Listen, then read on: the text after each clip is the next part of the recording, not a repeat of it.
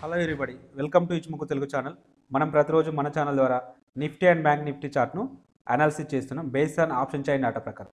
అందులో భాగంగా రేపు ఎలా ఉండబోతుందో ఒకసారి చూద్దాం. ముందుగా నిఫ్టీ యొక్క ఇంట్రాడే చార్ట్ను అనాలిసిస్ చేద్దాం.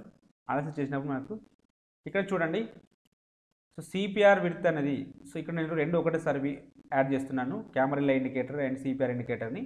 సో క్లియర్ కట్గా ఉండడానికంటే కన్ఫర్మేషన్ ఎంట్రీస్ దొరకడానికి మనకు పాసిబిలిటీ ఉంటుంది. సో సిపిఆర్ విడ్త్ అనేది యావరేజ్ కంటే ఎక్కువగా ఉన్నది కాబట్టి సైడ్ వేస్ ఉండడానికి పాసిబిలిటీ ఉంది. ఇంకొకటి కన్ఫర్మేషన్ ఏంటి సైడ్ వేస్ ఉండడానికి అంటే, సో R1 అనేది సిపిఆర్కి ఎంత డిస్టెన్స్లో ఉందో at the same time previous day high అనేది కూడా ఈక్వి డిస్టెన్స్లో ఉండడం జరిగింది. సో ఇలాంటి సందర్భాల్లో ఎక్కువ సార్లు గుర్తుపెట్టుకోండి, ఇలాంటి సందర్భాల్లో R1 దగ్గర రిజెక్షన్స్ కానీ R2 దగ్గర రిజెక్షన్స్ కానీ మనం ట్రేడ్ చేసుకోవడానికి మనకు అవి కరెక్ట్ బెటర్ ప్లేసెస్ అవుతాయి. సో చూడండి, మళ్ళీ సైడ్ వేస్ ఉండడానికి కూడా పాసిబిలిటీస్ ఉందని సిపిఆర్ విడ్త్ చెప్తుంది. కాబట్టి ఈ సందర్భంలో మనం R1 దగ్గర రిజెక్షన్స్ రాలేదు, at the same time R2 దగ్గర రిజెక్షన్స్ రాలేదు కాబట్టి ట్రేడ్ అయితే ఇనిషియేట్ చేయము. ఒకవేళ మీరు ట్రేడ్ తీసుకోదలుచుకుంటే, మనం ట్రేడ్ తీసుకోవాలనుకుంటే ప్రీవియస్ డే హై బ్రేక్అవుట్ అయిన తర్వాత, సో ఈ క్యాండిల్ ఫోర్త్ క్యాండిల్ తర్వాత మనం ట్రేడ్ తీసుకోవాలి. సో ఫోర్త్ క్యాండిల్ ఇక్కడ బ్రేక్అవుట్ రావడం జరిగింది. సో మన రిస్క్ ఎంత ఉంటుంది, మన రిస్క్ అనేది ఇక్కడ వరకు ఉండడానికి పాసిబిలిటీస్ ఉంటుంది, రివార్డ్ అనేది ఇక్కడ వరకు ఉండడానికి పాసిబిలిటీ ఉంటుంది.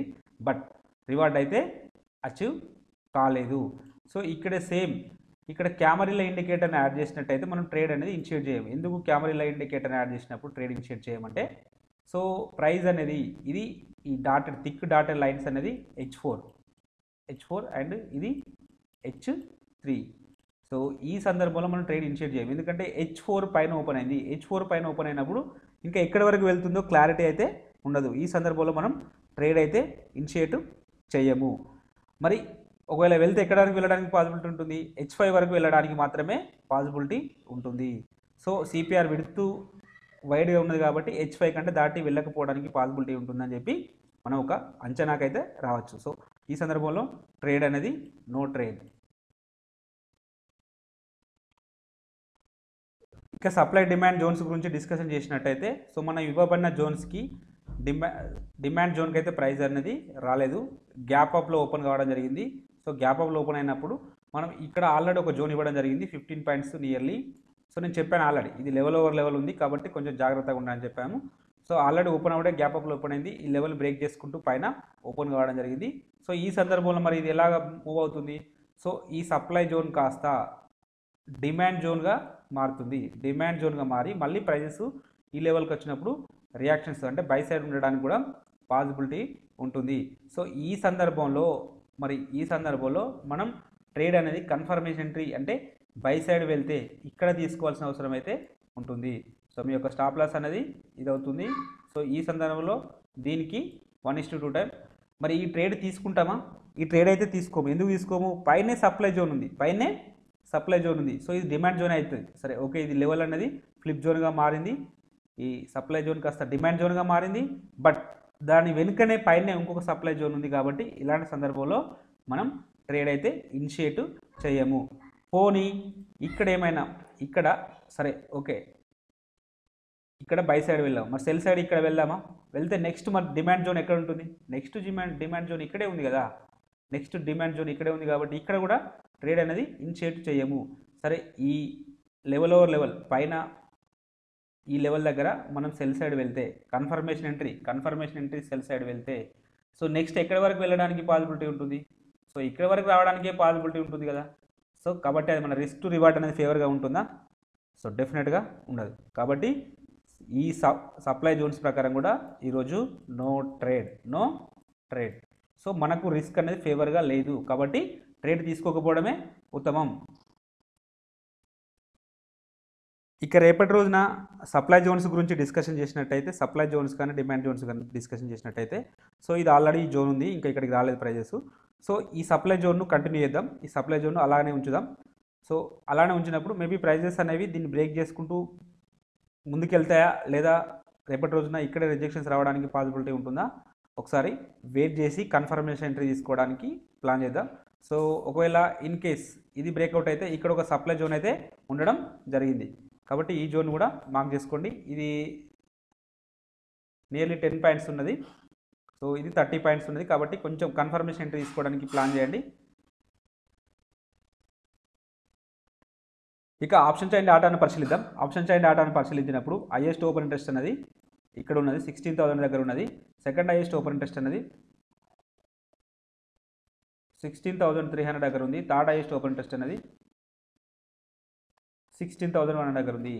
సో నిఫ్టీ అనేది అప్ సైడ్ వస్తే ఫస్ట్ రెసిస్టెన్స్ దగ్గర ఉంటుంది, సెకండ్ రెసిస్టెన్స్ దగ్గర ఉంటుంది, థర్డ్ రెసిస్టెన్స్ ఇక్కడ ఉండడానికి పాసిబిలిటీస్ ఉంది. వీటిలో సిగ్నిఫికెంట్గా ఒకే రోజు హైయెస్ట్ ఓపెన్ ఇంట్రెస్ట్ అనేది ఇక్కడ బిల్డప్ కావడం జరిగింది. కాబట్టి 16,000 అనేది స్ట్రాంగ్ రెసిస్టెన్స్ లాగా యాక్ట్ చేయడానికి పాసిబిలిటీ ఉన్న లెవెల్.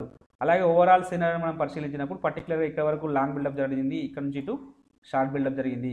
సో కాబట్టి మనం ఏమి ఇక్కడ కంక్లూడ్ చేయలేము. కాబట్టి పుట్ సైడ్ డాటాను కూడా ఒకసారి పరిశీలిద్దాం.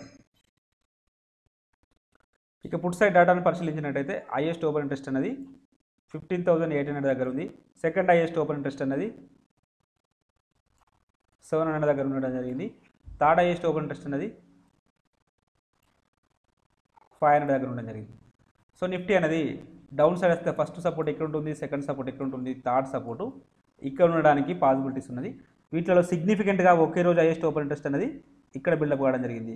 కాబట్టి ఇది స్ట్రాంగ్ సపోర్ట్ లాగా యాక్ట్ చేయడానికి పాసిబిలిటీ ఉన్న లెవెల్.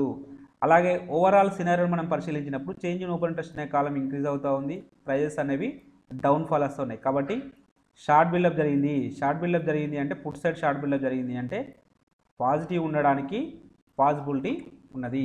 అలాగే ఒకసారి ఇచ్ముక్ ఇండికేటర్ ప్రకారం కూడా కన్ఫర్మ్ చేసుకుందాం. అకార్డింగ్ టు ఇచ్ముక్ ఇండికేటర్ ప్రకారం ప్రైస్ అనేది క్లౌడ్ పైన ట్రేడ్ అవుతుంది. సో హ్యామర్ టైప్ రావడం జరిగింది. సో కాబట్టి మనం ఒకవేళ రేపటి రోజున సినారియో ఎలా ఉండబోతుందంటే ఫస్ట్ ఆఫ్ ఆల్ ఒకవేళ ఈ లో అనేది బ్రేక్అవుట్ అయితే, ఈ రోజు లో అనేది బ్రేక్అవుట్ అయితే ఈ గ్యాప్ ఫిల్లింగ్ జరుగుతుంది. ఈ గ్యాప్ ఫిల్లింగ్ అయితే జరగడానికి పాసిబిలిటీ ఉంటుంది. సో ఇది ఒక మనకు డిమాండ్ జోన్గా యాక్ట్ చేస్తుంది. వన్స్ ఒకవేళ ఇన్ కేస్ ఈ గ్యాప్ అనేది కూడా ఫిలప్ అయిపోయి దీన్ని బ్రేక్ చేసుకుంటూ డౌన్ సైడ్ వస్తే ఫర్దర్గా ఈ బేస్ లైన్ వరకు రావడానికి పాసిబిలిటీస్ ఉన్నది. ఈ బేస్ లైన్ వచ్చేసి 15,737. సో ఇక్కడ వరకు రావడానికి పాసిబిలిటీస్ ఉన్నది. సో 15,737 నుంచి 700 వరకు అంటే నియర్లీ ఒక 30 to 40 పాయింట్స్ అనేది ఒక డిమాండ్ జోన్గా యాక్ట్ అవుతుంది. ఇన్ కేస్ ప్రైజెస్ అనేవి డౌన్ సైడ్ వస్తే ఇక్కడ స్ట్రాంగ్ సపోర్ట్ ఉండడానికి పాసిబిలిటీ ఉంటుంది. లేదు అంటే ఇక్కడ నుంచి ఇక్కడ 16,000 వరకు వెళ్ళడానికి అయితే పాసిబిలిటీ ఉంటుంది. సో ఆల్ టైమ్ హై దగ్గరికి వెళ్ళడానికి పాసిబిలిటీ అయితే ఉంటుంది. సో ఇది డైలీ సినారియో. ఒకవేళ గ్యాప్ డౌన్ ఓపెన్ అయితే మాత్రం ఫర్దర్గా ఇక్కడ వరకు రావడానికి పాసిబిలిటీ ఉంటుంది. సో అలాంటి సినారియో ఉండకపోవడానికి అయితే ఛాన్సెస్ అయితే ఉన్నది. సో ఎక్కడ ఓపెన్ అవుతున్నాయి, ఎక్కడ సపోర్ట్ తీసుకుంటున్నాయి అనేది ఇంపార్టెంట్ రోల్ ప్లే చేస్తుంది. కాబట్టి జాగ్రత్తగా ట్రేడ్ చేయండి. ఇక అవర్లీ చార్ట్లోనైతే సో బుల్లిష్నెస్ షో చేస్తుంది. సో కంప్లీట్గా క్లౌడ్ పైన ఉంటుంది. సో ఫ్యూచర్ గుమ్మ కూడా రైజింగ్ అవుతుంది. సో కాబట్టి ఇక్కడ వరకు వెళ్ళడానికైతే పాసిబిలిటీ ఉన్నది. సో ఇన్ కేస్ ఒకవేళ ఈ కన్వర్జేషన్ లైన్ కింద అంటే 15,820 కింద ఓపెన్ అయితే మాత్రం ఫర్దర్గా ఈ క్లౌడ్ వరకు రావడానికి పాసిబిలిటీస్ ఉన్నది. ఈ క్లౌడ్ వచ్చేసి సో 15,700. సో మనకు డే క్యాండిల్లో కూడా 15,700 నుంచి 730 వరకు ఒక డిమాండ్ జోన్ అయితే ఐడెంటిఫై అవుతుంది. సో మేబీ ప్రైజెస్ ఇక్కడికి వచ్చినప్పుడు డెఫినెట్గా పుల్ బ్యాక్ రావడానికి అయితే పాసిబిలిటీ ఉంటుంది. సో ఇది చూడండి. సో ఇక సెల్లింగ్ సినారియో గురించి మాట్లాడితే సెల్లింగ్ అనేది దీని కింద ఉంటేనే సెల్లింగ్ వస్తుంది, లేకపోతే సెల్లింగ్ అనేది ఉండకపోవడానికే పాసిబిలిటీ ఉన్నది. చూద్దాం ఏం జరుగుతుందో. ఇక బ్యాంక్ నిఫ్టీ ఇంట్రాడే చార్ట్ని అనాలిసిస్ చేసినప్పుడు మనకు సో సిపిఆర్ అనేది నేరోగా ఉన్నది, వేరే నిఫ్టీలో మాత్రం వైడ్గా ఉన్నది. సో ఇక్కడ నేరోగా ఉన్నది. సో గ్యాప్ అప్ ఓపెన్ కావడం జరిగింది. ఈ సందర్భంలో మనం ఎలా ట్రేడ్ చేసుకుంటాం, ఈ సందర్భంలో previous day high and R1 breakout అయితేనే ట్రేడ్ తీసుకుంటాము. ప్లస్ ఇక్కడ H4 బ్రేక్అవుట్ అయితేనే 3 ఒకటే దగ్గర ఉన్నాయి చూడండి. సో ఇలాంటప్పుడు మనం డెఫినెట్గా ఈ లెవెల్ అనేది ఖచ్చితంగా ఈ లెవెల్ అనేది సో మొత్తం ఈ ఎంటైర్ అంటే ఈ 3 లైన్స్ జోన్ అనేది ఒక స్ట్రాంగ్ డిమాండ్ జోన్గా యాక్ట్ అవుతుంది. డిమాండ్ జోన్ కానీ అంటే సప్లై జోన్ కానీ యాక్టివ్ అవ్వడానికి పాసిబిలిటీ ఉంటుంది.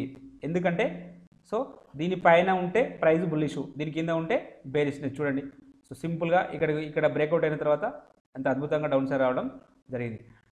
సో మనం ట్రేడ్ ఎలా తీసుకోవాలంటే, మనం ట్రేడ్ ఎలా తీసుకుంటాం, ప్రైస్ అనేది దీనిపైన ఓపెన్ కావడం జరిగింది. సో దీనికి పుల్ బ్యాక్ వచ్చినప్పుడు ట్రేడ్ తీసుకుంటాం, దీనికి పుల్ బ్యాక్ వచ్చినప్పుడు ట్రేడ్ తీసుకుంటాం. ఎందుకంటే సిపిఆర్ అనేది నేరో ఉన్నది, సో ప్రైజెస్ అనేవి వీటిపైన ట్రేడ్ అవుతున్నాయి కాబట్టి డెఫినెట్గా ఇక్కడ పుల్ బ్యాక్ వస్తేనే ట్రేడ్ తీసుకుంటాం. సో ఈ సందర్భంలో ఇక్కడ ఈ క్యాండిల్లో పుల్ బ్యాక్ రావడం జరిగింది. సో ఇది మన యొక్క ఎంట్రీ పాయింట్, ఇది మన యొక్క స్టాప్ లాస్ అవుతుంది. సో నెక్స్ట్ టార్గెట్ ఏదవుతుంది, R1 పైన తీసుకుంటున్నాం కాబట్టి R2 అవుతుంది. సో బట్ R2 దాకా వెళ్ళలేదు, బట్ 1:1.5 కంటే రిటర్న్ అయితే మోర్ దెన్ రావడం జరిగింది.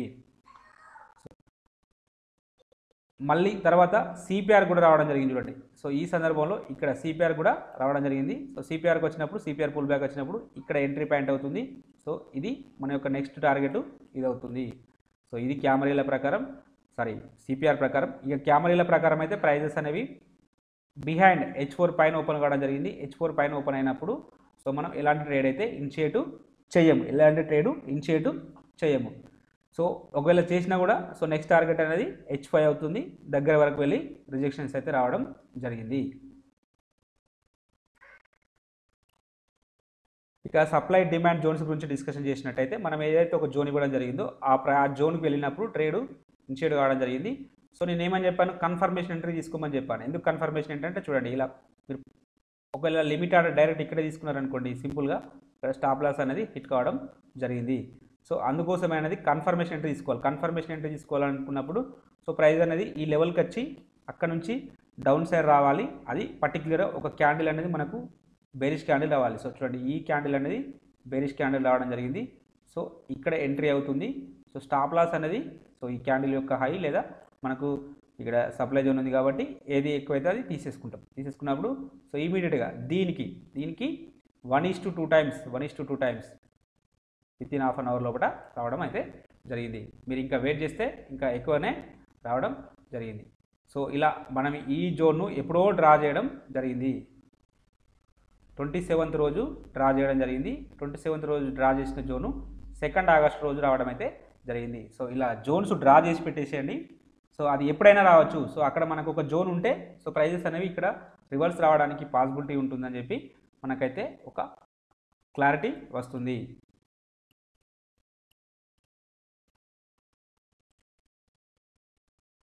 ఇక రేపటి రోజున సప్లై డిమాండ్ జోన్స్ గురించి డిస్కషన్ చేసినట్టయితే ఇక్కడ ఒక 30 పాయింట్స్ తోటి ఒక సప్లై జోన్ ఉంది, ఇక్కడ ఒక డిమాండ్ జోన్ ఉండడం జరిగింది. సో ఇది పాతదే, సో ఇది ఫ్రెష్, బట్ ఇది కూడా ఆల్రెడీ టెస్టెడ్ చూడండి. అంటే మనం విక్ టు బాడీ డ్రా చేయడం జరిగింది. సో ఇక్కడ విక్ టు విక్ అయితే ఈ జోన్ కూడా ఆల్రెడీ టెస్టెడ్, బట్ ఎందుకు ఉంచుతున్నామంటే ఇక్కడ రెండోసారి సెకండ్ టైము రియాక్షన్స్ ఉండడానికి పాసిబిలిటీ ఉన్నది కాబట్టి ఈ జోన్ కూడా కన్సిడర్ చేయండి. బట్ కన్ఫర్మేషన్ ఎంట్రీ తీసుకోండి. 5 minutes లేదా 3 minutesలో కన్ఫర్మేషన్ ఎంట్రీ తీసుకోవడానికి ప్లాన్ చేయండి. డెఫినెట్గా మంచి రిజల్ట్స్, అంటే మనకు ట్రేడ్ అనేది ప్రాఫిట్లో ఉండడానికి పాసిబిలిటీ అయితే ఉంటుంది.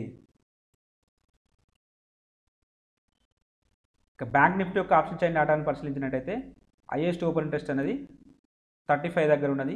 సెకండ్ హైయెస్ట్ ఓపెన్ ఇంట్రెస్ట్ అనేది 34.8 దగ్గర ఉన్నది. థర్డ్ హైయెస్ట్ ఓపెన్ ఇంట్రెస్ట్ అనేది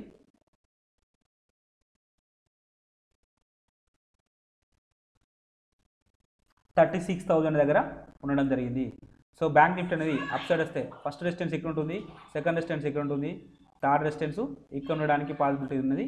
వీటిలో సిగ్నిఫికెంట్గా ఒకే రోజు హైయెస్ట్ ఓపెన్ ఇంట్రెస్ట్ అనేది ఇక్కడ బిల్డప్ కావడం జరిగింది. కాబట్టి ఈ లెవెల్ అనేది స్ట్రాంగ్ రెసిస్టెన్స్ లాగా యాక్ట్ చేస్తుంది. అలాగే ఓవరాల్ సినారియో మనం పరిశీలించినప్పుడు ఇక్కడ మిక్స్ ట్రెండ్ ఉంది. ఇక్కడ వరకు లాంగ్ బిల్డప్ ఉంది, ఇక్కడ నుంచి ఇటు షార్ట్ బిల్డప్ ఉంది. కాబట్టి మనం దీని ప్రకారం ఏమి కంక్లూడ్ అయితే చేయలేము. ఒకసారి పుట్ సైడ్ డేటాను పరిశీలిద్దాం.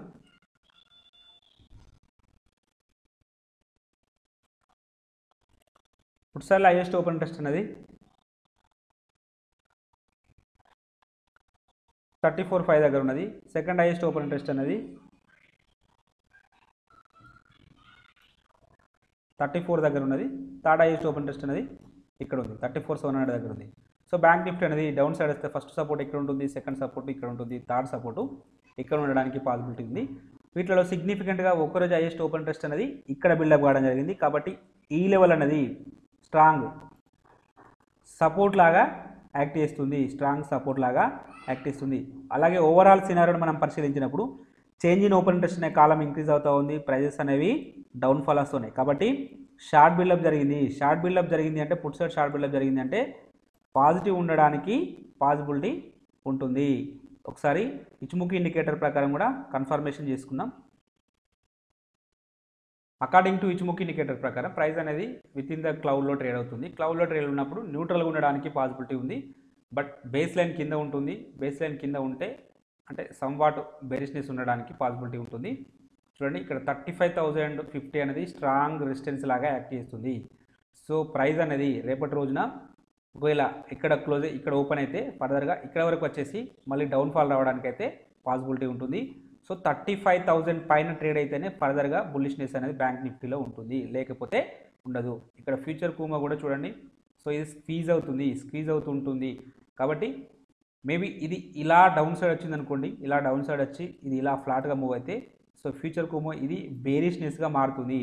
ఇది బేరిష్నెస్గా మారిందంటే డెఫినెట్గా మళ్ళీ 52 క్యాండిల్స్ యొక్క లోయెస్ట్ లో వరకు వెళ్ళడానికి పాసిబిలిటీ ఉంటుంది. సో అది వచ్చేసి ఇక్కడ వరకు ఉన్నది. సో కాబట్టి ఇన్ కేస్ ఒకవేళ ఇది బేరిష్నెస్గా మారితే ఫర్దర్గా ప్రైజెస్ అనేవి ఇక్కడ వరకు రావడానికైతే పాసిబిలిటీ ఉంటుంది. కొంచెం జాగ్రత్తగా ట్రేడ్ తీసుకోండి. దీనిపైన అంటే 35,000 పైన ట్రేడ్ అయితేనే ఫర్దర్గా ఇక్కడ వరకు 36 వరకు వెళ్ళడానికైతే అవకాశం అయితే ఉంటుంది, లేకపోతే డౌన్ సైడ్ కంటిన్యూ కావడానికి పాసిబిలిటీ ఉంటుంది. వేరే నిఫ్టీ ఏమో పాజిటివ్ ఉంటుంది, ఇదేమో నెగిటివ్ ఉంటుంది. సో ఇది మనకంటే నిఫ్టీ ముందుకెళ్లకుండా లాగడంలో అంటే 30% వెయిటేజ్ ఉంటుంది కాబట్టి సో ఇది మెయిన్ రోల్ పోషిస్తుంది. కొంచెం జాగ్రత్తగా ట్రేడ్ చేయండి.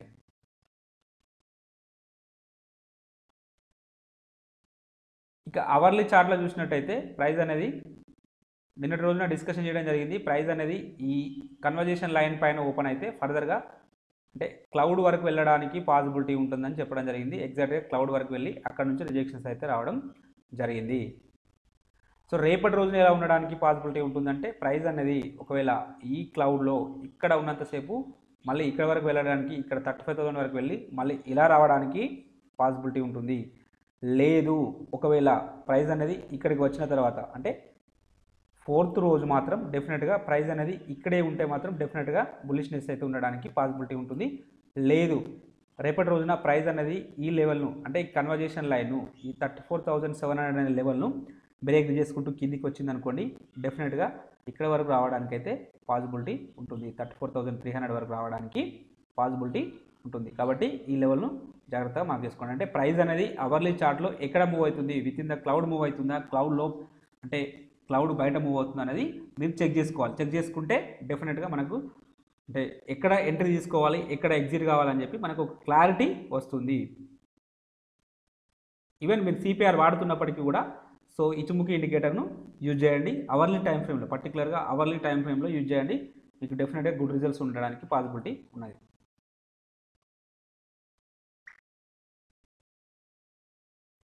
ఇక మనం డైలీ ఇంట్రాడే పర్పస్లో కొన్ని స్టాక్స్ ఇవ్వడం జరుగుతుంది. వీటిని కూడా ఒకసారి మీరు వాచ్ లిస్ట్లో పెట్టుకొని అబ్జర్వేషన్ చేయండి.